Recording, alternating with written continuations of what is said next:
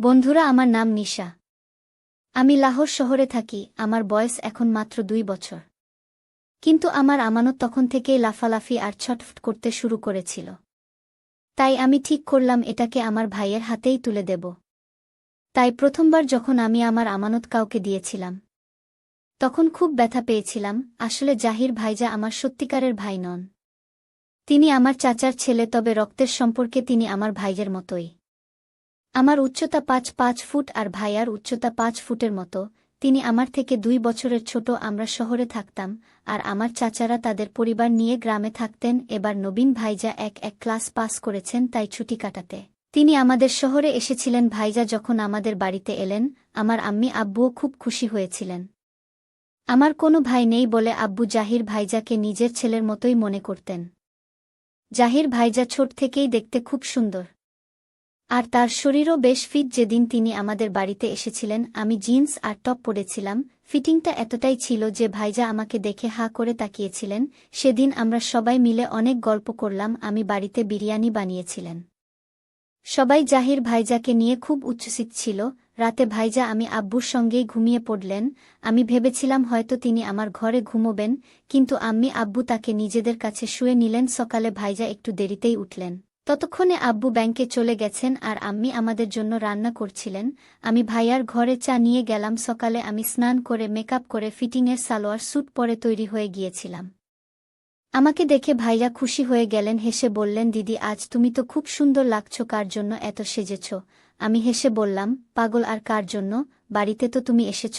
ভাইয়া মুচকি হেসে বললেন, আমার জন্য এত সাজগোজের কি দরকার? আমি কি তোমার বর নাকি? আমি হেসে বললাম, ভাইজা, তুমি তো বোকার বোকাই থাকবে। তারপর তাকে চা দিয়ে সেখান থেকে চলে এলাম। 2 ঘন্টা পর আম্মি খাবার টেবিলে সাজিয়ে দিলেন আর নিজে পড়শির আন্টির বাড়ি চলে গেলেন।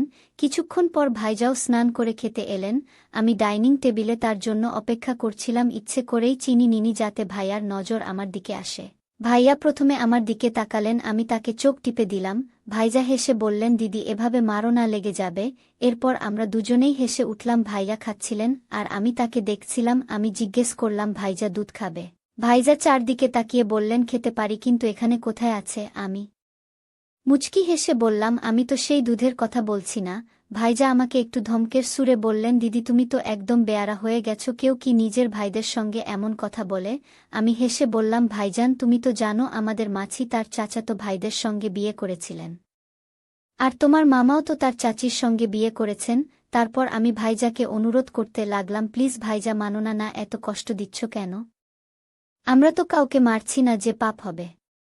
আমরা শুধু একটু মজা করতে চাই। আমি তোমাকে অনেক মজা দেব।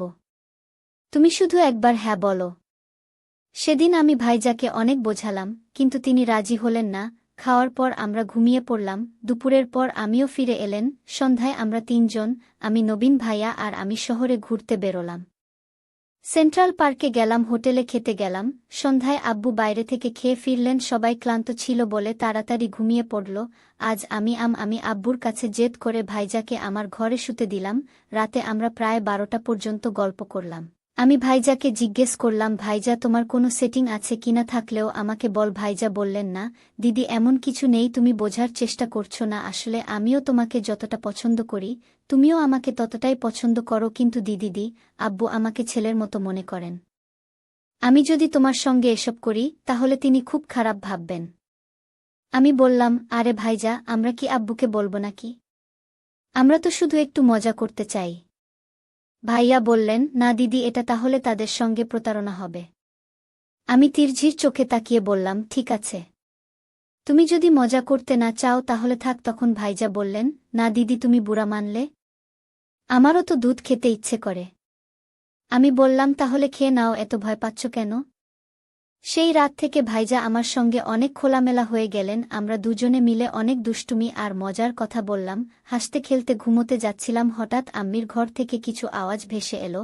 আমি ভাইজাকে বললাম, চলো ভাইজান, দেখে আসি কোথাও আবার ঝগড়া শুরু হয়নি তো। ভাইজা জিজ্ঞেস করলেন, কিসের ঝগড়া? আমি বললাম, কখনো কখনো আব্বু মদ খেয়ে বাড়ি ফিরলে আম্মি তাকে অনেক বকেন। ভাইজা বললেন, না দিদি, তোমার ভুল হচ্ছে, কোনো আওয়াজ নেই। কিন্তু তখনই আম্মুর চিৎকার শোনা গেল।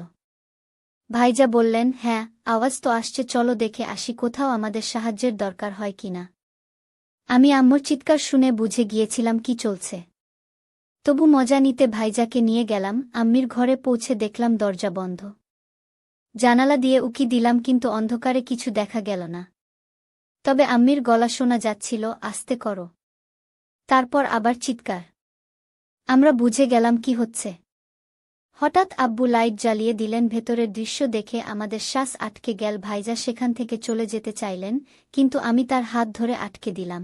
আমি আব্বুকে বলছিলেন, এখনও তো মাত্র 5 মিনিট হলো আর তুমি এখনই ক্লান্ত। এরপর আমরা দুজনে মুচকি হেসে ঘরে ফিরে এলাম। ঘরে ঢুকেই ভাইজা বললেন, তুমি তো বেশ চালাক দিদি। আমি বললাম, এতে চালাকি কি আছে? এসব থেকেই তো আমরা এসেছি। শুধু ফারাক এই যে আমি এগুলো উপভোগ, এটা তো কোনো খারাপ কাজ নয়। ভাইয়া লজ্জা পেয়ে বললেন, দিদি আমারও একটু খিদে পেয়েছে, দুধ পাওয়া যাবে? আমি তার মজা নিয়ে বললাম, ওহ তাহলে এখন দুধও খেতে চাও? পাগল, আমি তো রক্তের সম্পর্কে তোমার দিদি, আর তুমি তোমার দিদির সঙ্গে এমন কথা বলছ? আমার এই মজায় ভাইয়া লজ্জায় পড়ে গেলেন। আমি জোরে হাসতে লাগলাম। ভাইজা বললেন, বন্ধ করো দিদি, তুমি তো সবসময় আমাকে ভয় দেখাও। আমি বললাম, আচ্ছা এই নাও, দুধ খেয়ে নাও। নাকি কোনো শুভ মুহূর্ত বের করতে হবে? সেদিন ভাইয়া খুব লজ্জা আর দুঃখ পেয়েছিলেন, তাই দুধ খাননি। আমি ভাবলাম এবার আমাকেই কিছু করতে হবে। আমি নিজের হাতে তাকে দুধ খাওয়াতে শুরু করলাম। তখন বুঝলাম ভাইয়া কতটা ক্ষুধার্ত ছিলেন। তিনি আধ ঘন্টা ধরে একটানা দুধ খেলেন। তাকে দেখে আমার আনন্দের সীমা ছিল না। সত্যি বলতে আমার তো শরীরের জলি বেরিয়ে গিয়েছিল। আধ ঘন্টা পর ভাইজা বললেন, বাস দিদি, আর পারছি না। আজ দুধ খেয়ে সত্যিই মজা পেলাম। এমন মিষ্টি দুধ আমি আগে কখনো খাইনি। আমি বললাম, তাই তো বলছিলাম ভাইজা, তোমার দিদির সুবিধে নিতে চাইলে নিয়ে নাও, এমন দিদি সবাই পায় না। তারপর বললাম, এবার আমাকে ঘোড়ার সোয়ারি করাও। ভাইজা বললেন, দিদি সোয়ারি তো করিয়ে দেব, কিন্তু ভয় হচ্ছে 9 মাস পর তোমার কোল ভরে না যায়। এমন কথা শুনে আমি মনমরা হয়ে গেলাম। বললাম, ভাইজা তুমি তো খুব ভীতু, কিছু হবে না, যা হবে পরে দেখা যাবে। আমি অনেক বোঝালাম কিন্তু তিনি রাজি হলেন না। বললেন, না দিদি, কিছু ভুল হয়ে গেলে সামলাতে পারবো না। অনেক ভেবে আমি বললাম, ঠিক আছে, আমি আম্মির ঘর থেকে গুব্বানা নিয়ে আছি, তাহলে তো করাবে তাই না? এটা শুনে ভাইজা আরও ভয় পেয়ে গেলেন। বললেন, পাগল হয়েছ? এত রাতে আব্বুর ঘরে যাবে, ভয় লাগে না? আমি যেতে ছিলাম। ভাইজা আমার হাত ধরে আটকে দিলেন। বললেন, না দিদি, কাল বাজার থেকে নিয়ে আসব। আব্বু জেগে গেলে বট সমস্যা হয়ে যাবে। আজ একটু থাকো। আমি কাঁদো কাঁদো গলায় বললাম, না ভাইজান, তুমি বোঝো না, আমি আর সহ করতে পারছি না। আমার ধৈর্যের বাঁধ ভেঙে গেছে। ভাইজা আমাকে অনেক বোঝালেন। রাতও অনেক হয়ে গিয়েছিল। কখন ঘুমিয়ে পড়লাম টেরি পেলাম না। সকালে ভাইজা সব সময়ের মতো দেরিতে উঠলেন। আমি তাড়াতাড়ি উঠে আম্মির কাজে হাত লাগালাম। আব্বু 1:00টার মধ্যে ব্যাংকে চলে গেলেন। আমি সকালে স্নান করে ভাইয়ার ঘরে চা নিয়ে গেলাম। ভাইজা ফোন চালাচ্ছিলেন আর চায়ের জন্য অপেক্ষা করছিলেন। আমাকে দেখে মুচকি হাসলেন, কারণ রাতের কথা মনে পড়ে গিয়েছিল। আমিও হাসলাম। জিজ্ঞেস করলাম, কি খাবে, চা না দুধ? ভাইজা হেসে বললেন, না দিদি, দয়া করো, সকালে শুধু চাই খাবো, রাতের দুধ এখনও ঠিকমতো হজম হয়নি। আমি হেসে বললাম, তোমার হজম শক্তি তো বড় দুর্বল। তাকে চা দিয়ে আম্মের কাছে রান্নাঘরে ফিরে গেলাম। ভাইজা চা খেয়ে স্নান করে টিভি দেখতে বসালেন। আমিও রান্না শেষ করে বিশ্রাম নিলেন। কিন্তু আমার মনের মধ্যে একটাই চিন্তা ঘুরছিল, এবার বাজারে যেতে হবে। তাই আমি আম্মির কাছ থেকে অনুমতি নিয়ে নিলাম। প্রথমে ভাইজাকে আমার সঙ্গে নিয়ে যাচ্ছিলাম, কিন্তু আম্মি তাকে আটকে দিলেন, কারণ তাকে ফ্যান পরিষ্কার করাতে হবে। আম্মির হাত ফ্যান পর্যন্ত পৌঁছায় না, তাই আমাকে একাই বাজারে যেতে হলো। বাজারে পৌঁছে প্রথমে ফল আর সবজি কিনলাম। আমি দর্জিকে একটা স্যুট সেলাই করতে দিয়েছিলেন, সেটাও নিয়ে নিলাম।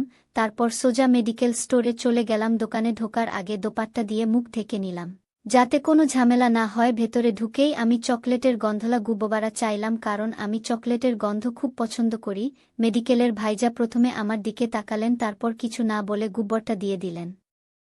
এরপর ভাবলাম ভাইয়ার জন্য কিছু গলি কিনে নিই। দেখে মনে হচ্ছিল তার এটা লাগতে পারে, কিন্তু জানি না কেন তিনি আমাকে গলি দিতে চাইলেন না। আমি আর বেশি কথা না বলে গুব্বারা নিয়ে বেরিয়ে এলাম। ভাবলাম হয়তো তাদের কাছে নেই, তাই আরেকটা মেডিকেল স্টোরে গেলাম, কিন্তু সেখানেও ট্যাবলেট পেলাম না। তখন আমার মাথায় ঢুকল, এভাবে আমি ট্যাবলেট পাব না। তাই শামীমকে ফোন করলাম। শামীম আমার সঙ্গে 11 ক্লাসে পড়ত। সে আমার উপর লাইন মারত, কিন্তু তখন আমার এসবে আগ্রহ ছিল না, তাকে শুধু বন্ধু হিসেবেই রেখেছিলাম। শামীমের বড় ভাইজের এখানে একটা মেডিকেল স্টোর আছে, তবে শামীম এখন দিল্লি চলে গেছে। শামীমকে ফোন করতেই প্রথমে সে আমাকে চিনতে পারল না, পরে চিনল। আমি যখন ট্যাবলেটের কথা বললাম সে অবাক হয়ে বলল, আরে নিশা, তোমার বিয়ে কবে হলো? আমাকে তো বিয়েতে ডাকলেই না। আমি হেসে বললাম, না, সে কথা নিয়ে আমি এখনও অবিবাহিতই আছি। শামীম বলল, ওহ, তাহলে কার জন্য গুলি নিচ্ছ? মনে হচ্ছে আজকাল তুমি অনেক বদলে গেছ। আগে তো বেশি কথা বলতে না, কিন্তু এখন পরিস্থিতি অন্যরকম। শামীম সবসময় মজা করে, আমার সঙ্গে মজা নিতেও কোনো কার্পণ্য করে না। একদিন তাকে ধমকে বলেছিলাম, এবার ছাড়ো, তাড়াতাড়ি ট্যাবলেটের ব্যবস্থা করো। শামীম বলল, তুমি আমাদের স্টোরে চলে যাও, আমি ভাইজাকে ফোন করে দেব, শুধু নামটা বলে দিও। শামীমের দোকানে পৌঁছাতেই দেখলাম তার ভাই নেই। একটা ছেলে দাঁড়িয়ে ছিল, আমাকে দেখেই জিজ্ঞেস করল, আপনার নাম কি? নিশা। আমি মাথা নেড়ে হ্যাঁ বললাম। সে কিছু না বলে ট্যাবলেট দিয়ে দিল, টাকাও নিল না। কাজ শেষ করে আমি তাড়াতাড়ি বাড়ি ফিরলাম। বাড়ি পৌঁছতে দুপুর 2:00টা বেজে গেল। দেখলাম ভাইজা তার জিনিসপত্র গুছিয়ে ফেলছেন, বাড়ি ফিরতে চলেছেন। আব্বু আজ ব্যাংক থেকে তাড়াতাড়ি ফিরেছেন, আম্মিও ছিলেন। এসব দেখে আমি হতভম্ব হয়ে গেলাম। আম্মিকে জিজ্ঞেস করলাম, এসব কি হচ্ছে? ভাইরা কোথাও যাচ্ছেন? আম্মি বললেন, চাচার ফোন এসেছিল গতকাল রাতে, চাচি সিডি থেকে পড়ে গেছেন, পা ফ্র্যাকচার হয়েছে, বাড়ি সামলানোর কেউ নেই, ক্ষেতের কাজও বেড়ে গেছে, তাই জাহিরকে ফিরতে হবে। এটা শুনে আমি খুব মন খারাপ করলাম। আমাদের সব প্ল্যান ভেস্তে যাচ্ছে, আমার সব আশা মাটি হয়ে যাবে। আমি তাড়াতাড়ি ভাইয়ার ঘরে গেলাম, তিনি জিনিস গোছাচ্ছিলেন। রাগে তার জিনিস ছড়িয়ে দিয়ে ধমকাতে শুরু করলাম। ভাইজা বললেন, দিদি দেখো আমি কি করতে পারি। আমারও এখানে থাকতে খুব ইচ্ছে ছিল, কিন্তু আম্মুর শরীর খারাপ, আমাকে যেতেই হবে। আমি বললাম, তাহলে আমার কি হবে? কতদিন ধরে এই মুহূর্তের জন্য অপেক্ষা করছি। দেখো আমি আজ সব জিনিসও এনে ফেলেছি।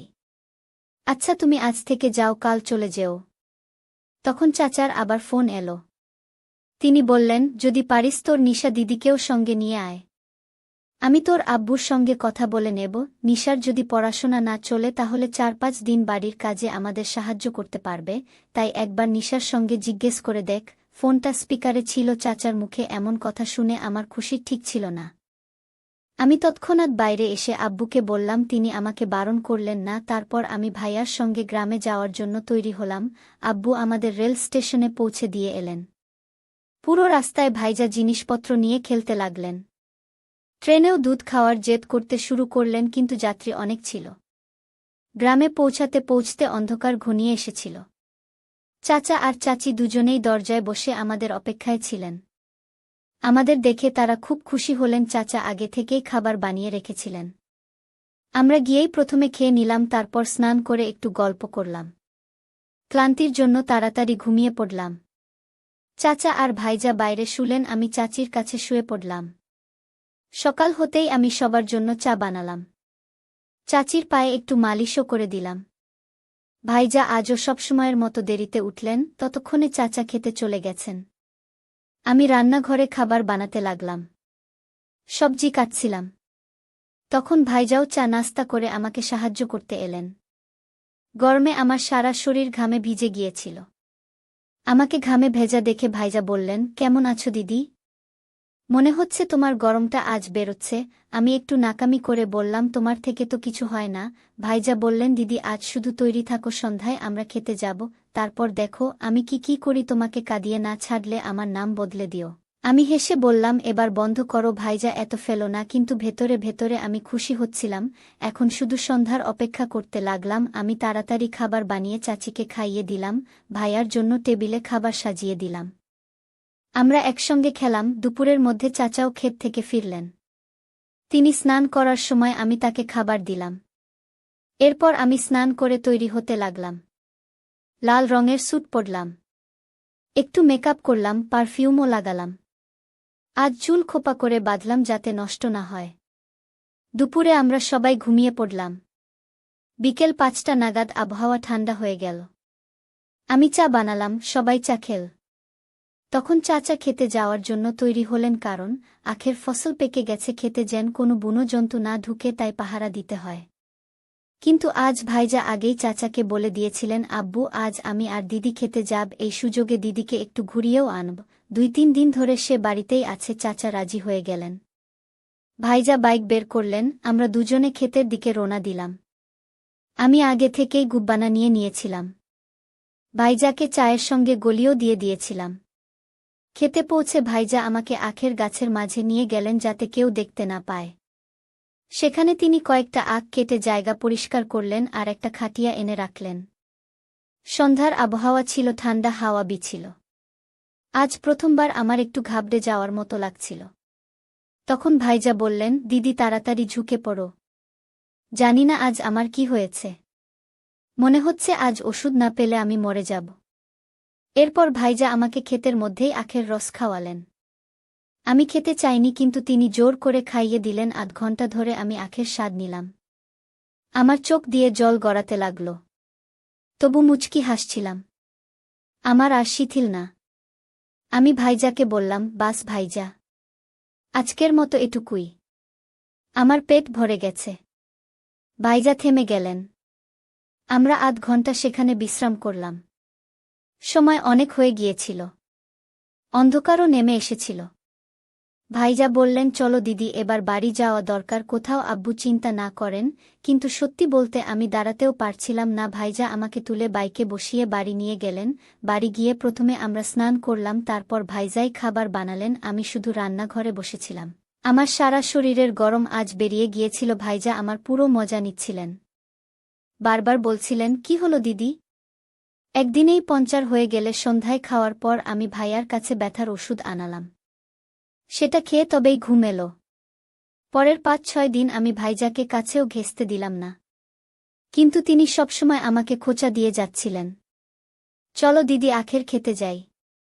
আমি শুধু মুচকি হেসে থাকতাম। সত্যি বলতে এখন আমাদের বিয়ে হয়ে গেছে। কারণ সত্যি বেশিদিন লুকিয়ে রাখা যায় না। একদিন আমি আর ভাইজা বাড়িতে মুহূর্ত তৈরি করছিলাম। আমাদের দুর্ভাগ্য, চাচি আমাদের দেখে ফেললেন। তারপর চাচা আর চাচি আমাদের খুব বকলেন। ভাইজাকে তো মার পড়ল। তারা আমার আম্মি আব্বুকে গ্রামে ডেকে আনলেন আমাদের। জিজ্ঞেস করলে আমরা সব সত্যি বলে দিলাম। গত 1 মাস ধরে আমরা এসব করছি। আমরা অনেক ক্ষমা চাইলাম, বললাম আমাদের ভুল হয়ে গেছে, আমাদের মাফ করে দাও। কিন্তু আমি আব্বু আর চাচা চাচি মিলে ঠিক করলেন আমাদের বিয়ে দিয়ে দেবেন। এছাড়া আর কোনো উপায় ছিল না।